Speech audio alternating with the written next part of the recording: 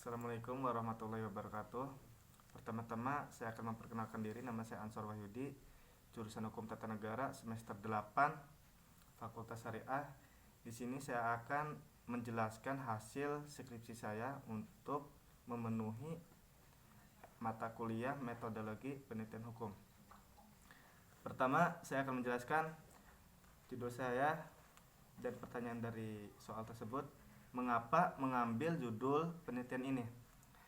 Karena pembangunan desa dari segala potensi yang ada harus dikembangkan seperti potensi manusia berupa penduduk yang harus ditingkatkan pengetahuannya, keterampilannya sehingga mampu menggali dan mengembangkan, memanfaatkan potensi alam secara maksimal mungkin dan tercapainya pelaksanaan pembangunan desa. Sedangkan golongan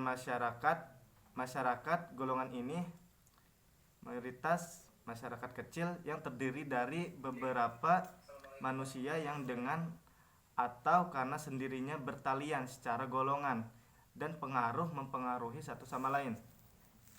Dalam pasal 78 Undang-Undang Nomor 6 tahun 2014 tentang desa, dijelaskan di situ bahwa pembangunan desa bertujuan untuk meningkatkan kesejahteraan masyarakat desa dan kualitas hidup manusia serta penanggulangan kemiskinan melalui pemenuhan desa, pembangunan sarana dan prasarana desa, pengembangan potensi ekonomi lokal serta pemanfaatan sumber daya alam dan lingkungan secara berkelanjutan.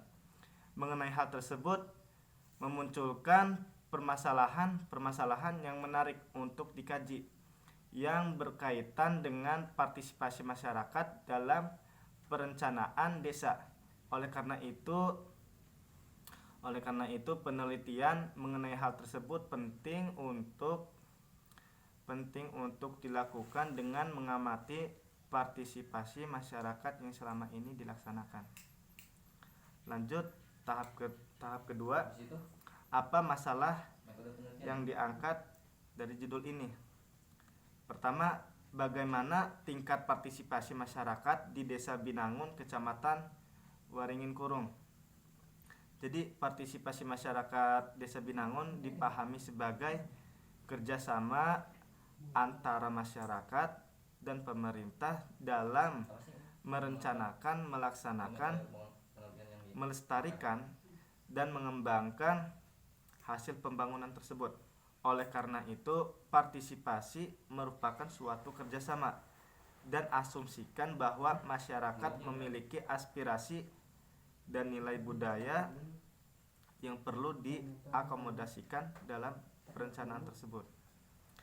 Dalam pelaksanaan pembangunan desa,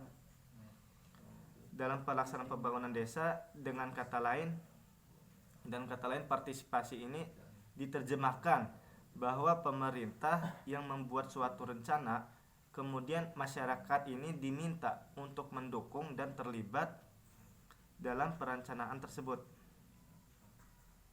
Begitu penjelasannya. Dan faktor yang kedua, apa saja faktor penentu partisipasi masyarakat dalam perencanaan pembangunan Desa Binangun. Jadi partisipasi perencanaan pembangunan desa, perencanaannya itu ialah pada hakikatnya merupakan suatu secara sadar, terorganisir dan terus menerus dilakukan guna memilih alternatif yang terbaik yang ada untuk mencapai tujuan tertentu. Perencanaan juga dapat diartikan sebagai kegiatan ilmiah yang melibatkan pengolahan fakta dan situasi sebagaimana adanya yang ditujukan tersebut untuk mencari jalan keluar dan memecahkan masalah. Menurut Undang-Undang Nomor 25 Tahun 2004 tentang Sistem Perencanaan Pembangunan Nasional, menurut pasal menurut pasal 1 bahwa bahwa perencanaan tersebut ialah suatu proses untuk menentukan tindakan masa depan yang tepat melalui urutan pilihan dengan memperhitungkan sumber daya yang ada. Begitu. Kelanjutannya, pertanyaan selanjutnya, bagaimana fenomena kejadian di masyarakat? Fenomenanya ialah jumlah penduduk Indonesia ini lebih banyak tinggal di pedesaan, harus diimbangi dengan penerataan pembangunan, tidak hanya terpaku di pusatnya saja gitu. Pembangunan fisik yang keberadaannya memiliki peran penting yang sangat penting dalam menunjang hak dasar masyarakat seperti pangan, sandang, papan pendidikan dan kesehatan. Dalam mewujudkan pembangunan desa yang kehendaki tersebut, maka perlu mendapat perhatian lebih dari setiap kalangan, mulai dari rakyat biasa hingga di semua lini birokrasi. Dan selanjutnya, pertanyaan selanjutnya yaitu, apakah ada penelitian terdahulu yang membahas hal yang sama namun berbeda dalam permasalahan?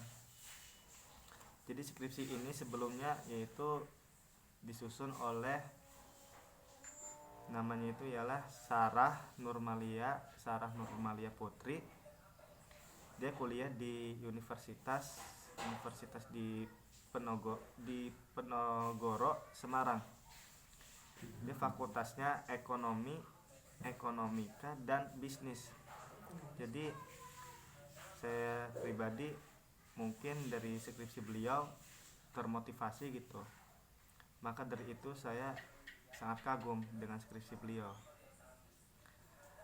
Jadi lanjut, pertanyaan yang terakhir itu, metodologi apa yang diambil. Jadi skripsi saya ini metodologinya ialah kualitatif.